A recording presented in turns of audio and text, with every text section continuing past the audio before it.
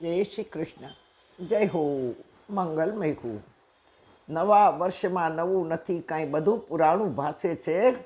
એ જ રાતને એ જ દિવસમાં નવું નવું શું લાગે છે. સુબહ આતી હૈ, શામ જાતી હૈ, જિંદગી यूं ही તમામ હોતી હૈ. આજથી નવું વર્ષ 2025 શરૂ થાય છે. આ નવા વર્ષમાં આપણો શું પ્લાન છે? ક્યાં કમિટમેન્ટ કર્યું છે? કયો સંકલ્પ લીધો છે? એવું કાંઈ વિચાર્યું? સંસારી વાતો હું નથી કરતી, નથી પૂછતી હું સંસારની વાતો, કે સંસારનું કાર્ય વ્યવહાર તો આપણે દુનિયામાં નહોતા આવ્યા ત્યારથી ચાલુ જ છે, અને નહીં હોઈએ તો એ ચાલુ જ રહેવાનું. કોઈની કોઈને જરૂર નથી. આપણી આવશ્યકતા છે, જરૂરત છે. તેથી આપણા અસ્તિત્વની આકર્ષકતા છે. બાકી શરીર અટકે, બુદ્ધિ યાદદાસ્ત ગુમાવે, પછી પરીક્ષા સંસારીઓની શરૂ થાય. હા, આપણી અત્યારે જે વાહવા છે, જે જરૂરત છે, એ આકર્ષકતા છે આપણી, કારણ કે આવશ્યકતા છે, આપણી જરૂરત છે. હા, એક સ્ત્રીનું જીવન જીવો, મહિલાનું જીવન જુઓ.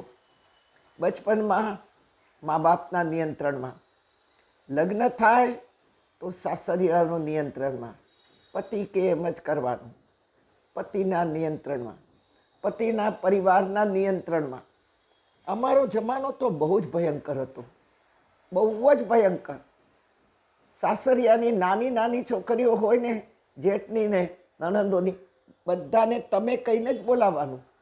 હા, એટલો નિયંત્રણ હતું કે વાત નહીં. જોકે મારા જીવનમાં કોઈનું કોઈ નિયંત્રણ નહોતું. બહુ જ સ્મૂધ, બહુ જ સરળ, બહુ જ ભાવિક લોકો હતા મારા જીવનમાં. ભર્યો પરિવાર હતો. 3 જેઠાણીઓ, 3 નણંદો, સાસુમાં, બધા જેઠના છોકરાઓ મોટા મોટા. પણ કોઈ દિવસ કોઈએ મને ખસ નથી કહ્યું કે કોઈ રોકો કે કોઈ ટોકો. એ જમાનામાં 70 વર્ષ પહેલાં કેટલા જૂનવાણી વિચારો હતા. છતાં પણ ભાગ્ય હતું કે ભગવાનની ભયંકર નહીં પણ ભાવિક કૃપા હતી મારી ઉપર, કે મને કોઈ દિવસ કશું જ નડ્યું નથી. હા, આવશ્યકતા છે, તેથી આપણે જે જીવીએ છીએ એની આકર્ષકતા છે. બચપનમાં મા બાપનું નિયંત્રણ, લગ્ન પછી સાસરિયાનું નિયંત્રણ, સાસરિયાની તમામ વ્યક્તિનું નિયંત્રણ પાછું એમ.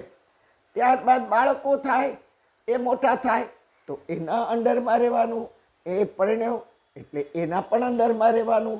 એને બાળકો થયા એટલે એનો મોટા કરવામાં આપણી જુવાની ઉપર નિયંત્રણ આવી જાય, પૌત્ર પૌત્રીઓનું. હા, ત્યારબાદ વૃદ્ધાવસ્થા આવે. મેં જોયું છે કે અમેરિકામાં મારી ઉંમરની નહીં પણ 60 પછીની બહેનો સિનિયર સિટીઝન તરીકે ત્યાંનું કાર્ડ અપાવી દીધું છે. સિટીઝન કાર્ડ, સિટીઝન તરીકે દીકરાઓએ કાર્ડ અપાવી દીધું છે. કાયમ રહી જાઓ. કારણ શું? આકર્ષકતા છે. કઈ આકર્ષકતા છે? અમારા બાળકોને મોટા કરો, બેબી સિટિંગ. બસ બેબી સિટર તરીકે રહી જાઓ. પ્રેમથી રાખે, ના નથી, પણ આવશ્યકતા છે એટલા માટે આકર્ષક લાગીએ છીએ. જરા વિચારો, બસ બીજું કાંઈ વિચારવાનું નથી. હવે એ જ શરીર જ્યારે અટકી જાય, યાદશક્તિ ગુમાવે, પછી સંસારીઓની પરીક્ષા શરૂ થાય, અને ત્યાર પછી બાળકો એમ કે અમારું કર્તવ્ય છે ને, અમારે ફરજ તો બજાવવી જ પડે ને. પરિવારના સભ્યો આવું બોલે. હા, તેથી માની જ લેવું કે આપણું હવે વજન વધી ગયું છે, તેથી આપણો પરિવાર આપણને ઉચકી શકતો નથી. શરૂઆત થાય છે આત્મીયતાની પરીક્ષા. એક ઉંમર એવી આવે, શંકરાચાર્ય કહે છે, અંગંગલિતમ પલિતમ મુંડમ દશન વિહીનમ જાતમ તુંડમ વૃદ્ધાયાતિ ગૃહિત્વા દંડમ તદપિદમુચ્યંત્યાસા પિંડમ. આ બધા જ અંગના સપોર્ટ ઢીલા થઈ જાય. અંગંગલિતમ, આંખમાંથી આંસુ એની મેળે ટપક્યા કરે રડ્યા વગર, મોઢામાંથી લાળ ટપકે, કાનના દરવાજા બંધ, બોલવું ચાલવું બંધ, સ્મૃતિના દરવાજા બંધ. નહીં લડકી, નહીં લડકા, નહીં લાકડી પણ સાથ ન આપે.